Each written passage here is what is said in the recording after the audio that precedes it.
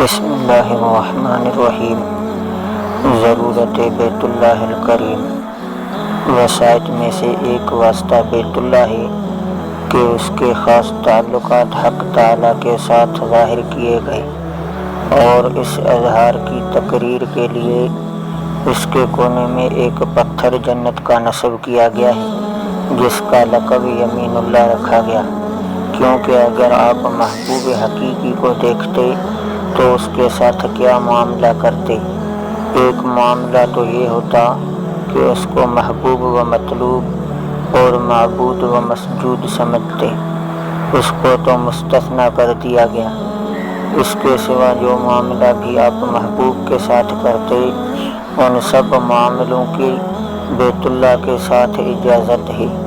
اگر آپ محبوب کے گھر پہنچتے تو جب تک صاحب خانہ سے نہ ملتے اس وقت تک گھر کے گرد گھومتے پھرتے، دیواروں کو چومتے، جیسا کہ مجنوں کہتا ہے: امروا علی دیار دیار لیلا اقبل الجدار ذوالجدار وما حب الدیار شکن قلبی ولکن حب من سکن الدیار۔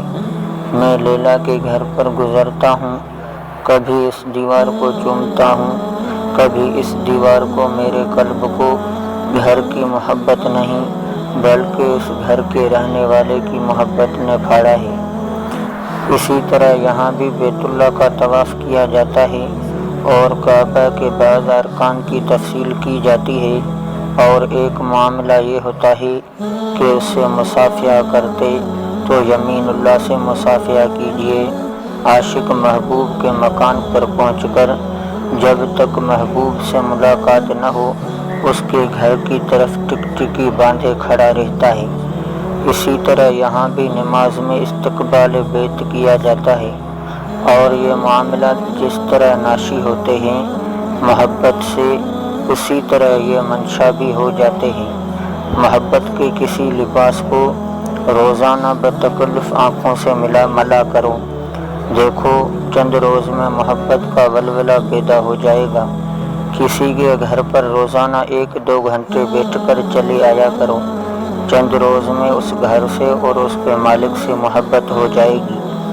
یہ نری باتیں نہیں ہیں، تجربہ کر کے دیکھ لیں۔ اسی طرح طواف بیت اللہ بعض تو محبت کے بعد کرتے ہیں، اور بعضوں کو طواف کے بعد محبت حق پیدا ہو جاتی ہے۔ غرض اس کی ضرورت عقلی تھی کہ کوئی چیز ایسی بنائی جاوے جس کے ساتھ اظہار محبت کا معاملہ کیا جاوے، تاکہ انسان کو اس واسطے سے حق تعالیٰ کے ساتھ محبت پیدا ہو، اور جس کو پہلے سے محبت ہو اس کی محبت قوی و دائم ہو۔